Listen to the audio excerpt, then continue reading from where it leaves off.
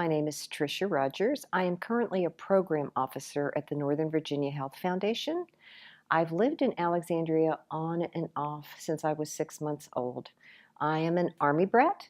My father was stationed here throughout his military career. I went to elementary school for part of my elementary school education, and I also graduated from the old St. Mary's Academy on Russell Road. When it was my turn to decide where I wanted to live, I chose to live in Alexandria, and I claim Alexandria as my hometown. Although Alexandria is a city and is one of the most densely populated cities in the United States, when all is said and done, Alexandria is a small town, and it has a small town feel. And that's why I chose to live here.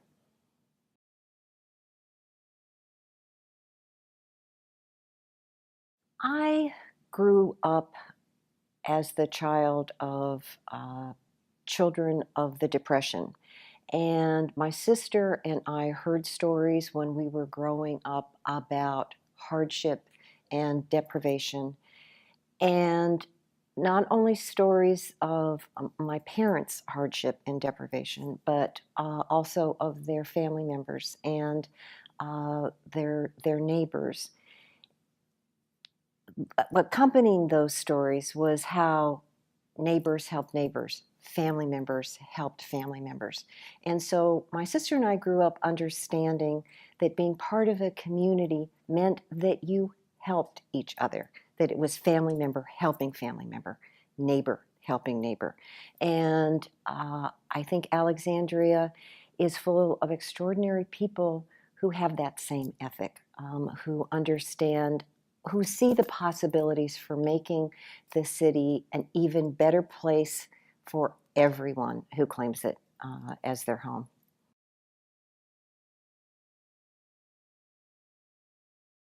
Currently, a lot of my work is focused now on childhood obesity.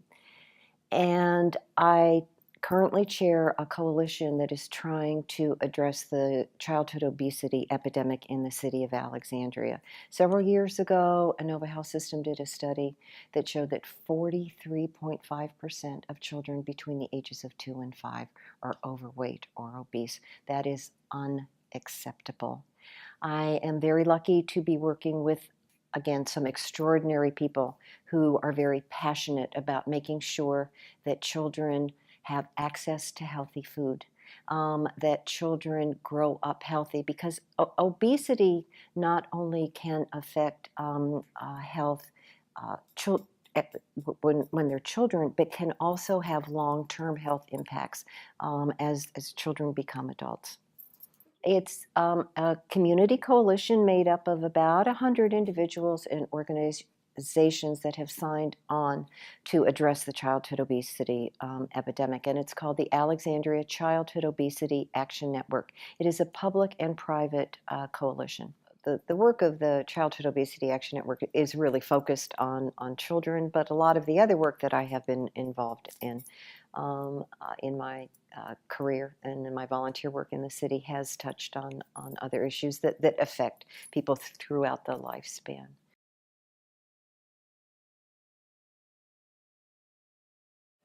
I'm a master gardener, and I have been a master gardener for too many years than I would like to say.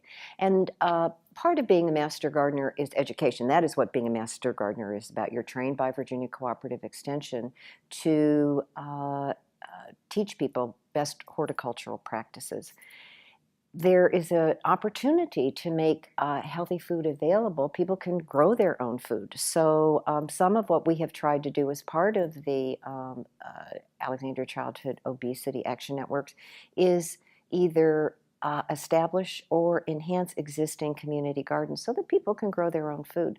What we did learn is that for some people, growing their own food wasn't enough.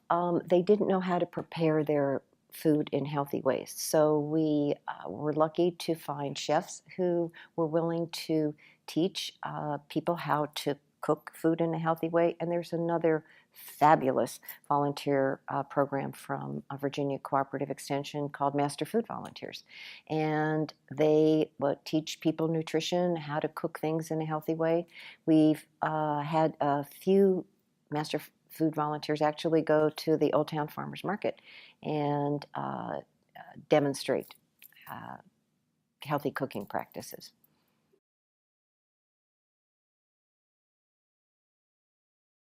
A gardener will see an opportunity to grow something anywhere.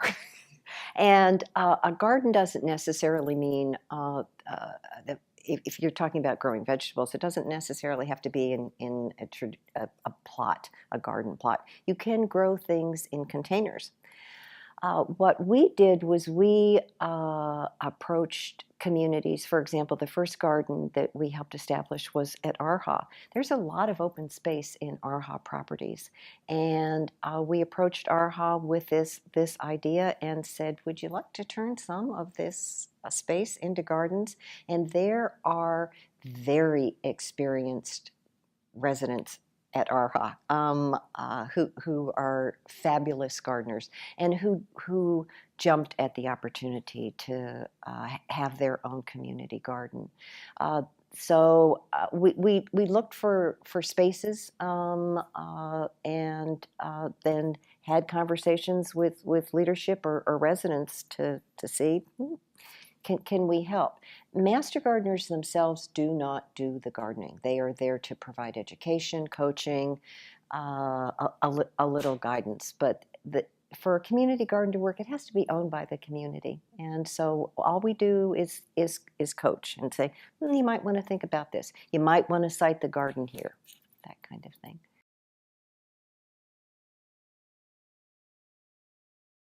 Alexandria has been named one of America's most playful cities, in large part because of a place-based assessment that the Alexandria Childhood Obesity Network conducted. I didn't know that there were people who did this kind of thing, but they're actually people who make a living, experts that will go into a community and assess the available play space. I went out with one of these professionals who was looking at existing playgrounds in the city and looking for amenities that exist. Is there shade?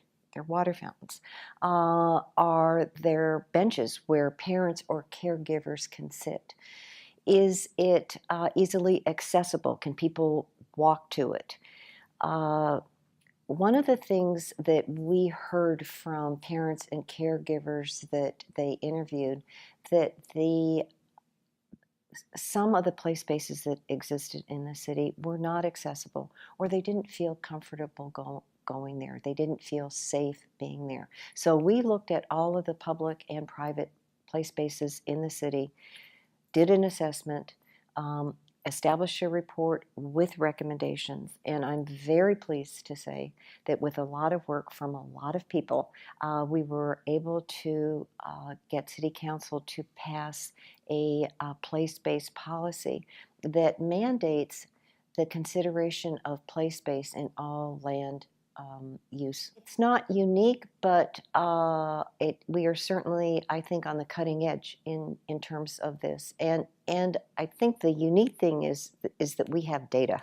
We actually did an assessment. We heard from parents and caregivers, and then we actually physically went out and looked at the play spaces.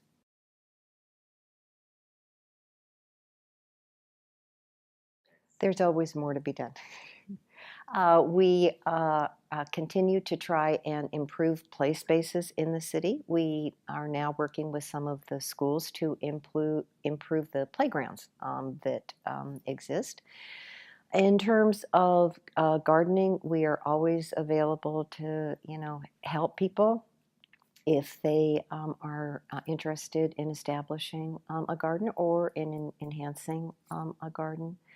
We do see a lot of opportunity in terms of increasing access to healthy food. We are getting ready to release a study on food hardship in the city. And I think many Alexandrians would be surprised to know that there are people who are hungry in the city of Alexandria who do not have access to healthy food. And that's something that the Alexandria Childhood Obesity Action Network is committed to addressing.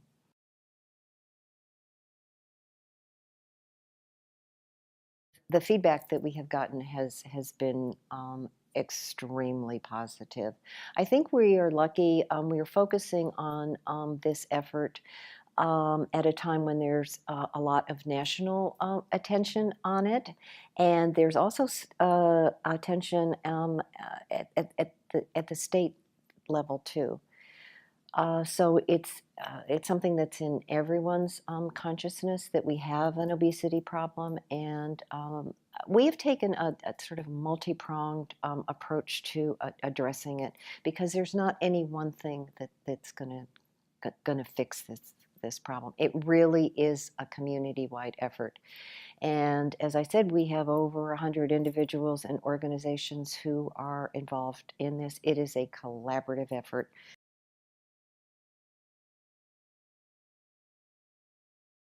I certainly never thought I would be a living legend. And I'm very honored to have been selected to be a living legend. It's a great project. I think David Speck, who is also a living legend, said the best part of it is the living part of it, and I would certainly agree with him in that. But I think that it is important to recognize people who are standing on the shoulders of people who came before them, but who are also standing shoulder to shoulder with other people in the city who are trying to make it a better place. And this is just a way to recognize those collective efforts.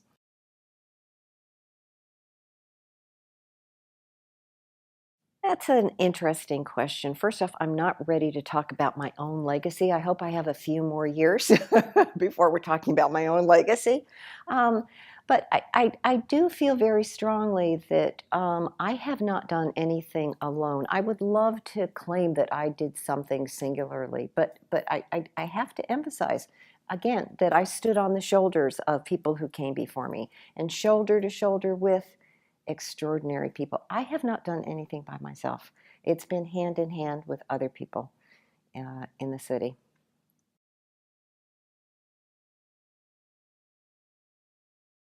The political boundaries that have been established are really artificial. People who live in the city of Alexandria could move to Arlington, vice versa. You know, there's a lot of in and out migration within the various communities. There are existing anti-obesity efforts in Arlington, in Fairfax, in Prince William County, in the District of Columbia. And I see one of my jobs is to try and connect the dots. And we have invited folks in Arlington to come and speak to our group so that we can learn from them about what they're doing. The Alexandria Childhood Obesity Action Network was lucky to receive a grant from the Centers for Disease Control, where we actually mentored Prince William County's nascent childhood obesity effort. And so we work closely with the folks in Prince William County. We benefit by talking to one another and by learning from each other. Our communities are unique, but they do share some common characteristics, and it just makes sense to work cooperatively across political boundaries.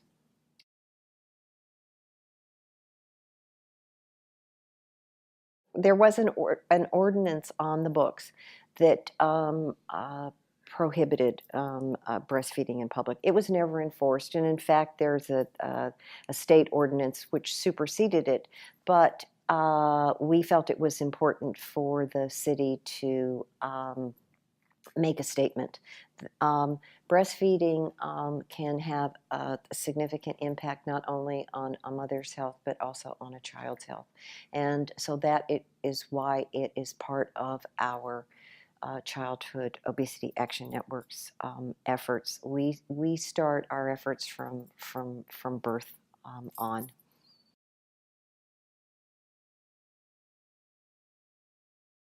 I did, in fact, travel all around. I moved to the city of Alexandria when I was 6 months old.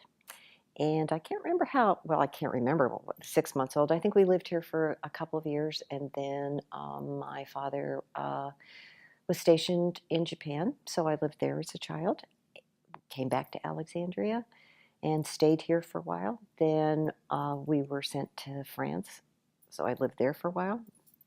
My father was then sent to Brooklyn, New York, and I went to PS 104 in the shadow of the Verrazano Narrows Bridge, home of, what's the name of that movie that John Travolta was in? Saturday Night Fever. Yes, indeed, happened in Bay Ridge, and then my father retired. We moved here, and I continued to stay here with one detour in Arlington.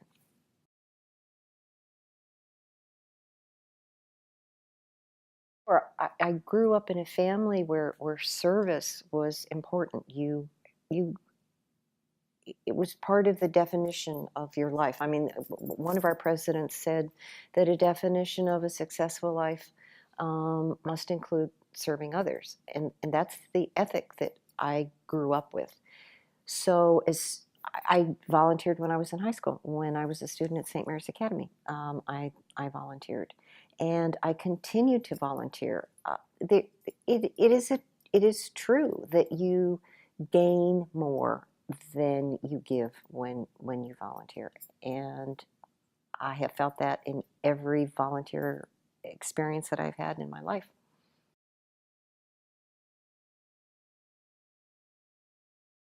I do know many of the living legends. Alexandria is a small town.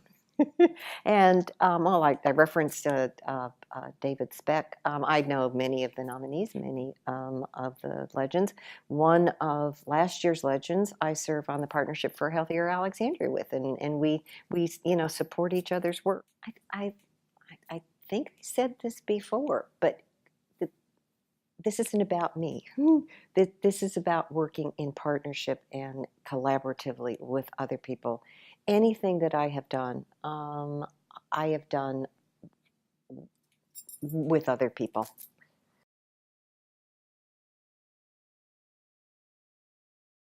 Actually, in a couple of weeks, I'm having a conversation with the director of the health department to see where he thinks my skills and abilities could best be used going forward. I do believe that any community coalition, any effort, you constantly need to bring in new people and bring in new leadership. And I have chaired the Childhood Obesity Action Network for several years. It's time for me to move on, and so I'm looking for the next adventure. I don't think I will ever retire from community work. It's part of who I am. It's sort of part of my DNA.